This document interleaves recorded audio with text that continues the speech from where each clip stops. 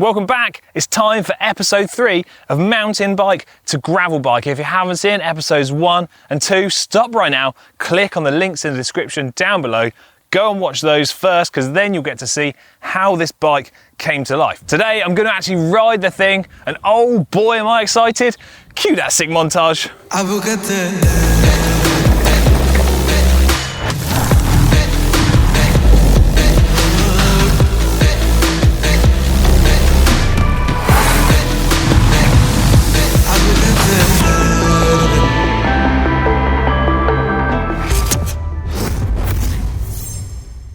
So we're here on the Imber Range Path, which is a mixture of road and epic gravel tracks around the Imber Ranges, which is a military training area in the southwest of England. And here we are to ride my bike, and so far, so good. And I just want to say big thanks to Shimano for helping me out with their GRX group set.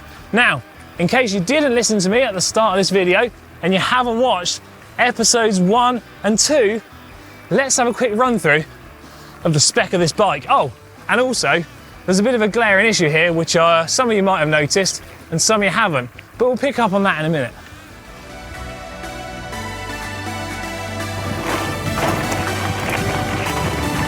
So all that remains from the original bike is the Pinarello FV1 aluminium frame and the bouncy fork on the front, which is a RockShox Dart 3, which actually has a little lockout just on the top here.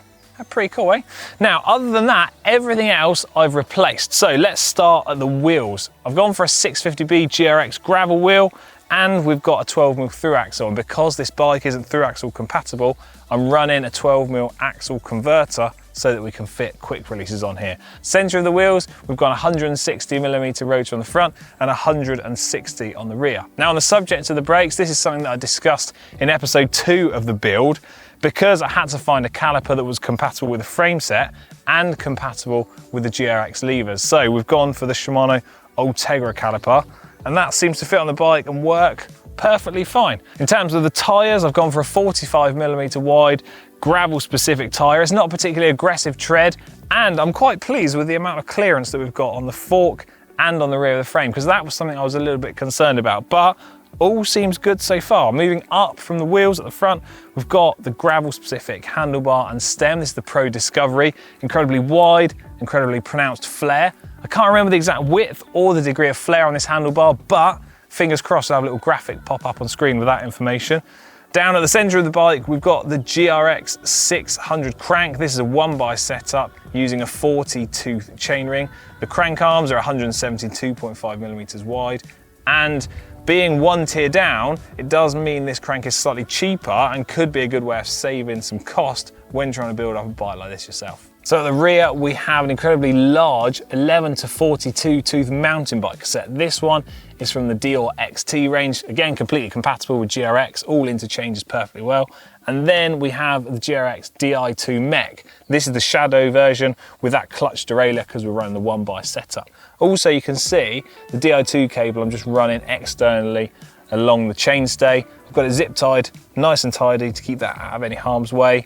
And if we move slightly forwards on the bike, we can see this little junction port connector here, where I've got the cable routing internally to the frame so that I've got the battery located into the seat tube here. Moving forwards up from that junction box, we've got a Pro seat post and saddle. This one is a stealth off-road version. Makes perfect sense to use this because I've converted this into a gravel bike. Attached to the handlebars are the dual control levers. These are the 815 versions, which are hydraulic, and of course Di2, so they're compatible with the rest of the bike. Now, these can run a front derailleur on them. I haven't chosen to run that setup to try and keep the bike nice and simple and clean, but should I want to upgrade in the future, I can simply route the cabling, fit the front derailleur, and it should be a fairly simple process.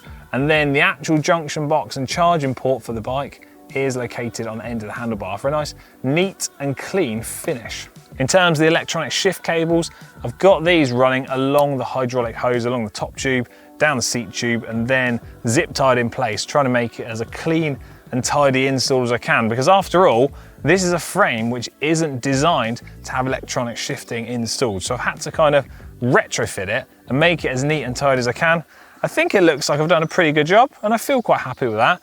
The only slight letdown is, if I wanted to be picky, I probably should have invested a bit more time getting the length of the cables just right for a clean and tidy install at the handlebars, but you know, it looks all right, it's not bad, eh?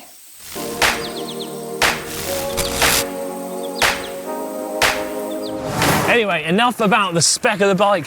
Let's get riding the thing. Now, first impressions, so far so good. It looks like a bike, it rides like a bike, it feels like a bike. Although, we have got that fairly major issue of the fact that, yeah, I should have got a bigger bike. But we'll overlook that fact. And in terms of the suspension fork, it's done a great job soaking up all of these bumps, which actually leads to the next flaw in my plan. The wheel size. So in hindsight, I should have spent longer when researching and looking for the bike and chosen one that had larger wheels in the first place. Maybe a mountain bike with 29-inch wheels to start with. That would have given me enough clearance to run a 700C gravel wheel and still have space to run a big chunky tyre. Because as I've said about 10,000 million billion times before, choosing and changing your tyres is one of the best ways of tuning the characteristics and handling of your bike. I guess I really should have taken my own advice on board a little bit more. Anyway, that's enough about the bike. Let's get back to the ride.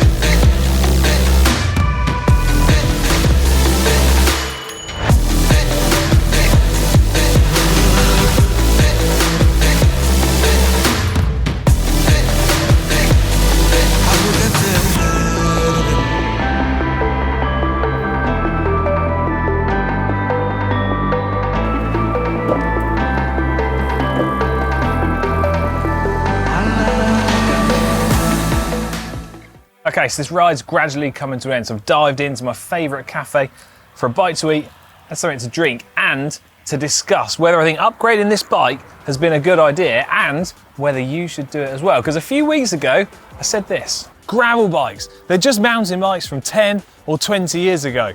So does the bike work as a gravel bike? Yes, it does. It's more than capable on-road and off-road, provided your goal isn't to ride everywhere as fast as possible, which means it's going to be more than fine for most people. But the big question is, do I think this project is a good idea or a bad one?